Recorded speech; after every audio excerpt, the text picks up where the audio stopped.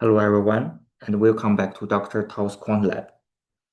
Over the course of this chapter, we have mastered the individual building blocks of valuation. You know how to calculate EPS, project forward growth, and establish macro price boundaries. Today, we are going to combine all of these tools into your ultimate daily dashboard, the Quant Lab Valuation Matrix. Before we build our matrix, we must establish a critical truth. Please look at the golden rule in your notes. No single fundamental model is 100% correct. The stock market is an ecosystem driven by human emotion and unpredictable macroeconomic shocks. Our goal as quantitative investors is not to predict the future with absolute certainty. Our goal is to mathematically map out risk. So we only put our money to work when the probability of success is overwhelmingly in our favor. Let's start with our final quantitative tool. We know our fundamental macro boundaries are meant to project the next year, but the market rarely moves in a straight line. To optimize our short-term entries and exits, we apply statistical risk modeling. We do this by calculating the ruling mean, which we call P bar, and the standard deviation, SD, of a stock's daily PE ratio.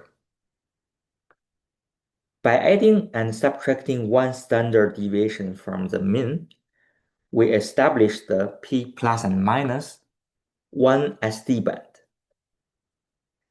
This mathematically defines the stock's short-term normal trading range. Now look at the notes. Why do professional quants strictly default to a 90-day window for this calculation? Because the public companies release earnings report every 90 days. The denominator of our equation, the EPS, changes quarterly. A 90-day window perfectly captures the market's emotional fluctuations within a single clean earnings cycle without mixing entirely different fundamental realities.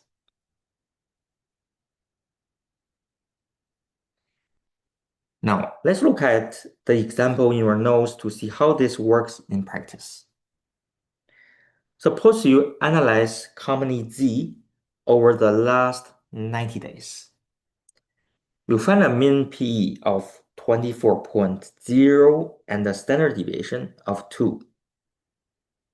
This means our mathematical boundaries are an upper bound of 26 and a lower bound of 22. Now look at scenario A. The stock relies on news and its current PE hits 27.5. Because 27.5 is well above our upper bound of 26, the stock is statistical outlier. It is dangerously overbought. A quantitative investor would avoid buying here or consider taking profits. Because the mathematical probability of a mean reversion drop is incredibly high. Conversely, look at scenario B, the broader market dips, dragging company Z down until its PE hits 20.5. Because 20.5 is below our low bound of 22, the stock is mathematically oversold compared to its own 90-day baseline. This represents a highly favorable low-risk entry point. Now you might be asking, how do I actually get the 90-day standard deviation? You cannot easily download a history of daily P/E ratios from standard financial websites. This brings us to the problem of date latency. Quants calculate this themselves by downloading daily historical closing prices and dividing those prices by the static trading EPS for that specific date.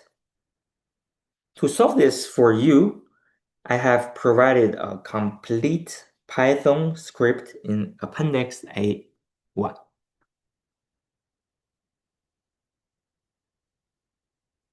Right here. This code utilizes the free Yahoo Finance API. You simply run the code, input the stock ticker, and it automatically downloads the last 90 days of the closing prices, calculates the rolling mean and standard deviation bands, and crucially translates them into an implied stock price range in dollars.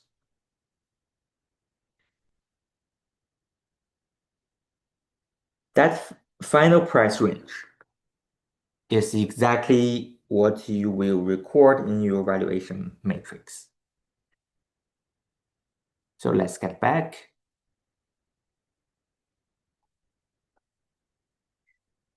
A very common question about this code is regarding timing. If NVIDIA's final financial report was released last week, should I calculate the statistical bands up to that specific date instead of using today's live date? The answer is you use today's live date. The purpose of this dynamic bands is to provide a rolling benchmark that handles current price volatility, while updating your fundamental EPS numbers immediately after a major report is required. Market sentiment fluctuates daily. By allowing the Python code to pull up the live date, we establish the stock's historical valuation gravity against its most current price action. Analyzing live tells you if the market is overreacting today.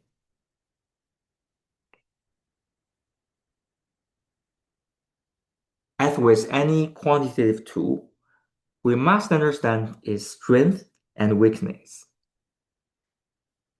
The main advantage is that this method beautifully balances market sentiment with fundamental reality. It tracks short-term deviations without aggregating type or underestimating a company's operational strength. The main disadvantage is system lag. The biggest flaw of a rolling average is that if a company announces a sudden game-changing catalyst, the 90-day average will lag behind the immediate aggressive price action. Now let's put everything we have learned together into the valuation matrix. As you can see in the table in Appendix 2, right here, we split our data into 3 segments. First, your core fundamentals, your strict GAAP, EPS, and estimated growth. Second, your macro fundamental ranges, your deep value floor, and the expected target. Remember, this must be updated immediately after every quarter earning releases. And third, your micro statistical 90-day boundary. Feel free to use this table as the LaTeX code is also provided right here. Okay, so let's go back. Before we visualize this, let's talk about pure risk management. We must apply an aggressive position overlay, the 30% risk rule. This rule is anchored strictly to your macro fundamentals, completely overriding short-term momentum. If the stock price violently overextends 30% above the absolute ceiling of your expected target, the fundamental gravity risk is overwhelming. You must consider reducing your position. Conversely, if a market crash drops the price 30% below the baseline of your deep value floor, and the company's fundamentals are still intact, it may represent a rare generational entry point.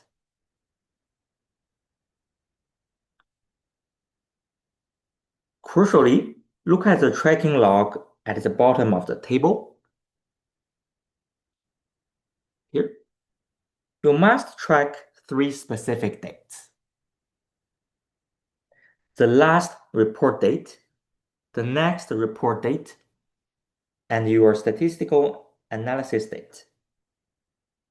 If you do not track exactly when your baseline estimates expire and how fresh your statistical ranges are, you will end up trading on obsolete data.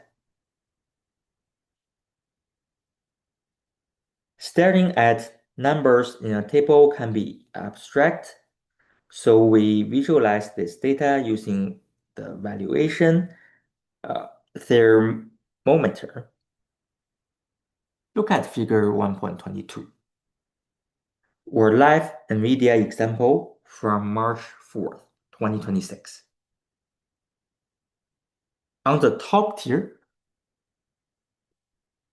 we have our macro fundamentals. The blue range 1, deep value floor, and the red range 2, expected target. On the bottom tier, in violet, we drop in our micro statistical range.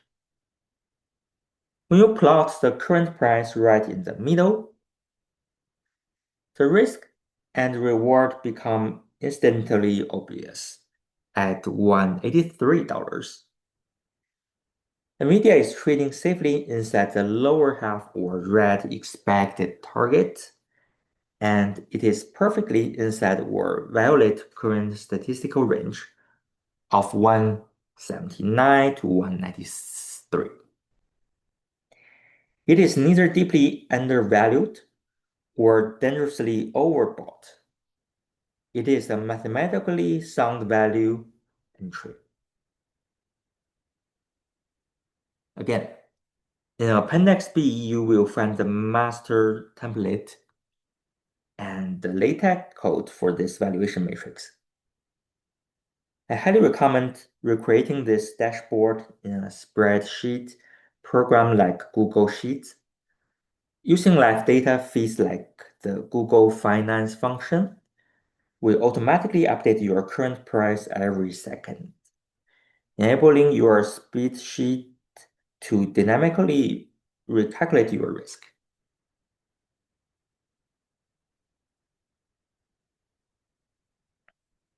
Okay, you now process the mathematical framework, the Python code, and the dynamic dashboard of a professional quantitative analyst.